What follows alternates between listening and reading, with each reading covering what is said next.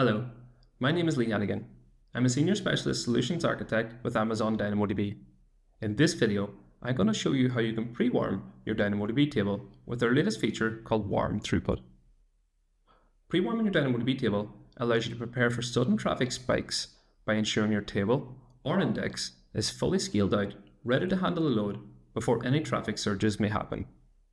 This can be particularly useful during events like flash sales, product launches, migrations, or any time where you can expect high and unpredictable traffic.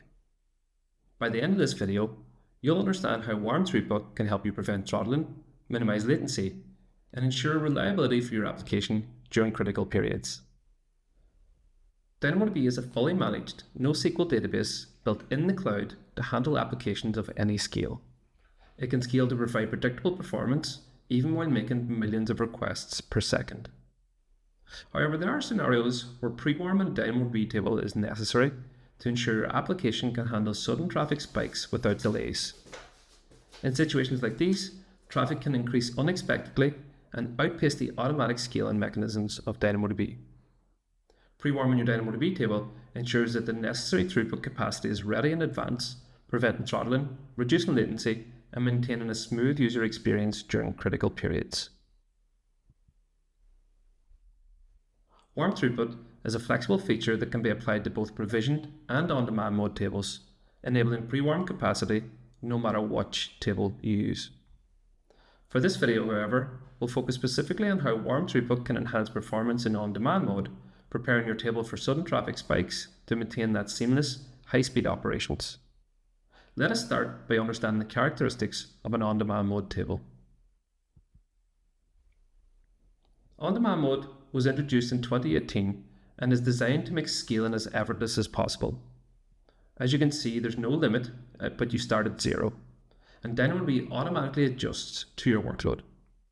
You don't need to worry about capacity planning in advance, you just simply make API calls and DynamoDB handles the rest. This feature offers several key benefits. First, it eliminates difficult trade-offs between over-provisioning, which can lead to unnecessary costs, and worse, under-provisioning, which can result in throttle requests or higher latency. On-demand capacity mode ensures that you pay only for the reads and writes that you perform, and it instantly accommodates your workload as traffic ramps up or down. For scenarios where unpredictable traffic patterns, on-demand mode is a flexible and cost-effective way to ensure your application can handle any changes in demand smoothly. When you create a new on-demand table, we give you the capacity or the base throughput of 4,000 write requests per second, which means you can handle up to 4,000 individual writes every second. On the read side, DynamoDB supports up to 12,000 read requests per second, or allowing up to 24 eventually consistent reads per second.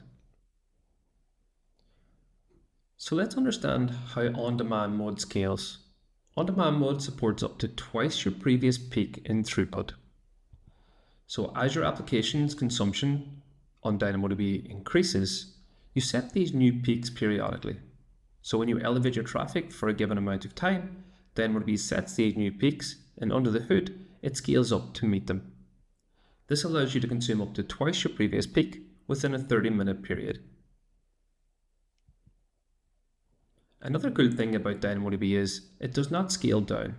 So once you've set that previous peak, it stays there, it remains for the lifetime of that table.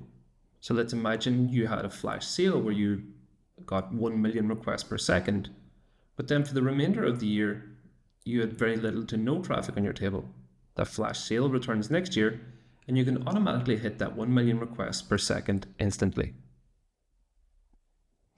So to understand how the base capacity of an on-demand mode table works, I'm going to simulate a migration using a script on AWS Glue to put some traffic against a brand new on-demand table. Let's see how that works. So here we are in the AWS console, and the first thing we want to do is we want to create a brand new DynamoDB table. So we go here to create table, I give it a name, I'll call this one no pre-warm. I'll give it a partition key called BK, and a sort key called SK. We'll go for customize setting to change the mode to on demand. So now we've got a brand new on demand table, and we'll scroll down and we'll create that table.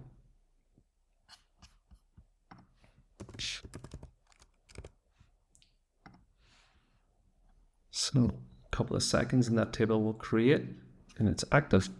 Then we'll move over to our Glue script. So I've written this really simple script in AWS Glue Notebook. The first thing we do is we just have some import statements. And here's where I simulate a migration. You can think of maybe reading from a relational database, doing a join, maybe denormalizing your data, reading from another NoSQL database, or wherever you get your data from. Here I'm just generating some random items with some random strings. And I'm going to put 100 million items into DynamoDB. Then we scroll down to the DynamoDB part and we just sync that data that we have. We put it into a data frame and we sync it to DynamoDB to a table called no prewarm. So let's go ahead and execute that. And while it's running, we'll check the metrics. So we'll check back in a few minutes, we'll check the metrics and we'll understand what's happening against our new on-demand mode table. So now we're back in the DynamoDB console. Let's click on our table and understand what's happening. To do that, we'll click in this monitor tab right here. And we'll scroll down to see how our writes are ongoing. So here we have our write usage. We'll double click into that and we'll see here. So here's where I started the job at 11:46 UTC and the traffic starts to ramp up. But look how it's limited to 4,000 write capacity units per second.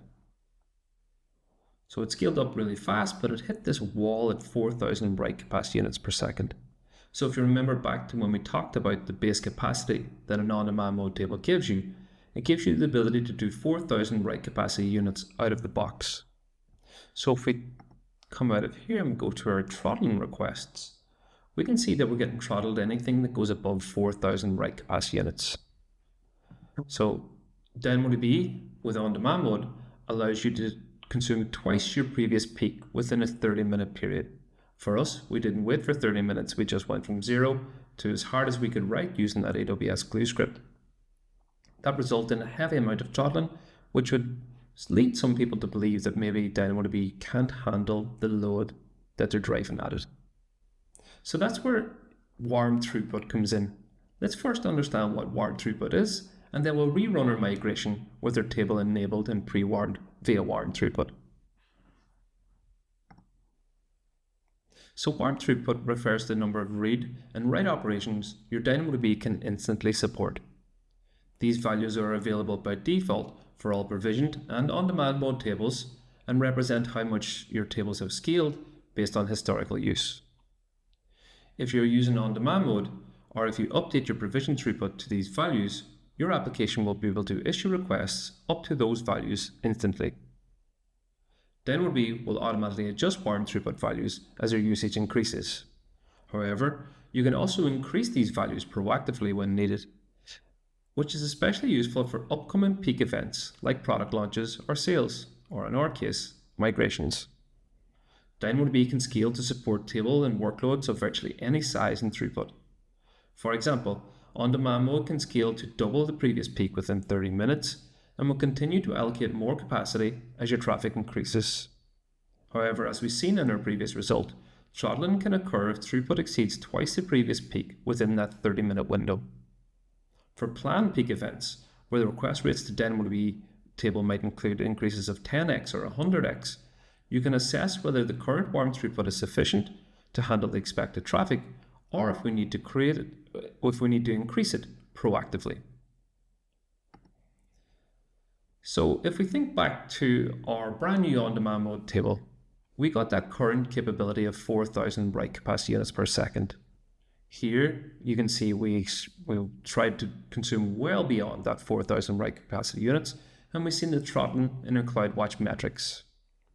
However, we know we need more than 4,000 write capacity units, so we can proactively increase it using warm throughput to pre-warm our table.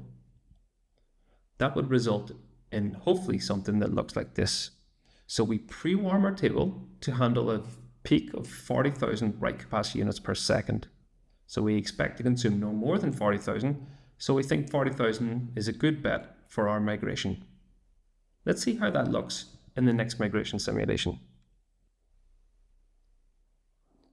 So now we're back in the DynamoDB console and we're going to create a new on-demand mode table. This one we're going to call pre-warm, and we're going to give it the same keys, which is pk for the partition key and sk for the sort key. Once again, we'll customize settings and we'll click on demand mode. But this time we're going to use this new feature called warm throughput. So we'll drop this down, and here we have the ability to set warm throughput or pre-warm our table for reads and writes. For us, we're only concerned about writes because we're writing into DynamoDB. So we're going to increase this to a value of 40,000. Now this will pre-warm our DynamoDB table and give it the capability to do 40,000 writes per second out of the box. So no longer that 4,000 writes that you get by default. This time we're telling DynamoDB we expect high traffic, give me 40,000 writes per second. We'll scroll down and we'll create that table. And we'll wait for that table to become active. Now we see our table is active. We'll go back over to our glue script and we just need to change the table name. So instead of no pre-warm, we'll change our table name to pre-warm, and we'll do the same migration simulation once again. We'll give that a couple of minutes again and we'll dig into the CloudWatch metrics. So now let's just check the CloudWatch metrics for this new migration. So we'll click on our table of pre-warm. We'll go to the monitor tab once again. We'll scroll down to the writes. Let's open this up. Let's zoom in a little bit. So here we can see we're not blocked by that 4,000 write capacity unit anymore. We're consuming above 30,000 write capacity units. Let's just check our monitoring tab now. Sorry, our throttling tab. So here you can see we have absolutely no throttling on our DynamoDB table whatsoever. So this limit of 30,000 is not actually a DynamoDB limit, but this is the limitation on our glue job. That's the amount of capacity it can consume. So by simply telling DynamoDB to pre-warm to 40,000 write capacity units, we can execute this migration without any throttling, any unexpected latencies, and the job goes off with a success.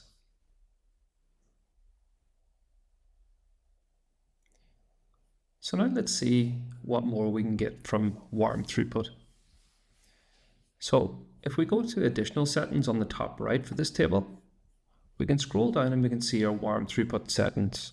So we can see that this table has given us the ability to do 12,000 reads, which we're getting out of the box with an on-demand mode table.